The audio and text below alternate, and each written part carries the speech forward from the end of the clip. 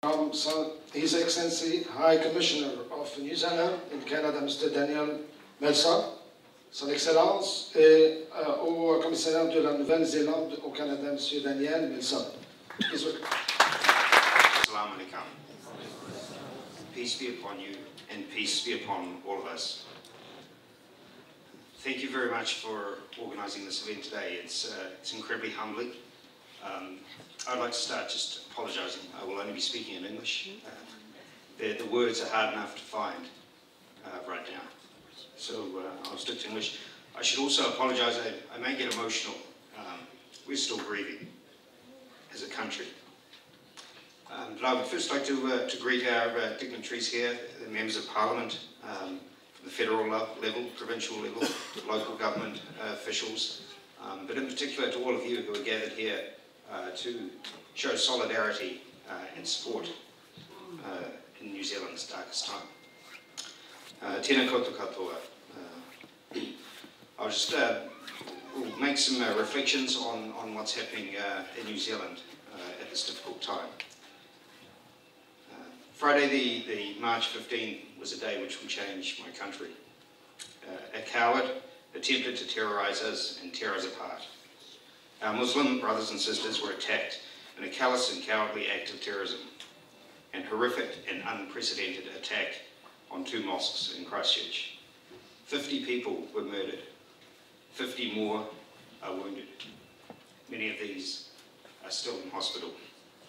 The police response was instantaneous. The first officers were on the scene within 5 minutes, and within 20 minutes the terrorist was arrested. This was an attack that affected Muslims most directly, innocent people who were killed and maimed as they practiced their religion. It was also an incident that has reverberated around the world. In our grief, we are still coming to terms with what has happened. We know that the incident has had a profound effect on Muslim communities, not just in New Zealand, but around the world, including here in Canada. In our darkest hour, we've been overwhelmed and humbled by the messages of sympathy, by the support, by the solidarity we've received from our friends. Here in Canada, the support has been incredibly generous. You share our core values and our way of life. You share our freedoms. And now, you share our grief. The prayers, the vigils, the memorials across Canada have demonstrated the support. So thank you to all of you, and thank you to the organisers of this event. New Zealand is a peace-loving nation. We're one of the most multicultural nations on earth. We're proud of our diversity. It's something we value and celebrate. We are a great country because of the people who call our slice of paradise home. As a New Zealander, I'm shocked, saddened, and still angry by this terrorist attack, which strikes against all our core values. In a country that practices religious tolerance, an attack on one of us, observing their beliefs, is an attack on all of us. Muslims are part of our community, our friends, our colleagues, and our neighbours. This is a national tragedy on a scale with which we are not familiar. It will change our nation forever. We will never forget. As a New Zealander, I am also very proud of the way my government, my fellow New Zealanders have responded. Across the length and breadth of the country, there is a profound and genuine sense of grief and loss. Millions of my fellow New Zealanders have embraced their Muslim neighbours. They have laid flowers at mosques up and down the country. Tens of thousands have attended vigils. They have visited our mosques and stood guard outside during prayers. They have given money. In just a few days, millions of dollars have been donated to the families of those who have suffered directly. As a nation, we have and will continue to pay respect to the dead, the maimed and the bereaved.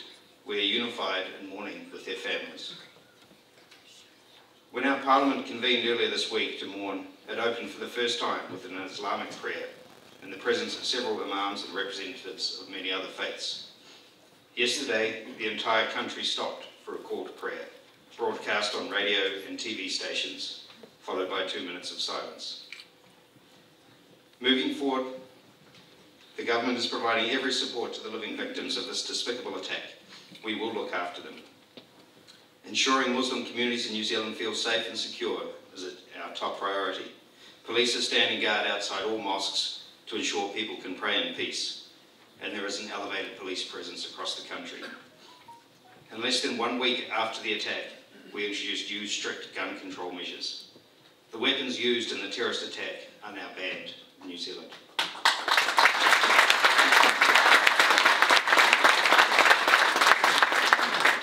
We will confront the way social media is used to spread vile hatred, for extremism has no race, religion or colour. It must be condemned, whatever form it takes. The attacker, who is not from New Zealand, will face the full force of New Zealand law. He is a terrorist, he is a criminal, and he is an extremist. To ensure no stone is left unturned in his prosecution, our police have started mounting the largest investigation in the history of our country. No punishment could match the depravity of this crime, but the families of the fallen will get justice. And we will not remember the terrorist. As my Prime Minister has made clear, we will not use his name. We will not give him any sense of fame or notoriety. Instead, we will remember the victims. We will remember those who have been lost. We will support those whose lives have been permanently scarred. And we will also celebrate the many acts of bravery that took place on March 15. Whenever and wherever a terrorist strikes, the aim is to provoke fear and panic. In New Zealand, this has failed. It has failed because our thoughts are not the terrorist thoughts, and his extremist ways are not our ways. In New Zealand, hate speech is not tolerated. Many things will change in New Zealand following this attack. One thing that will not change, though, is our essential character. New Zealand is and will remain a safe and open society, a place where our international visitors feel comfortable and secure, where we are a compassionate and tolerant people. This horrific attack cannot shake those core values, because this is who New Zealanders are. New Zealand and the Muslim world are united in our opposition to terrorism. We've been humbled to have the global Muslim community standing with us at this time. We're now calling on our friends and partners to continue to stand together in addressing and eradicating the hate-filled ideologies that led to last Friday's terrible tragedy. The door must close on all those who espouse hate and fear.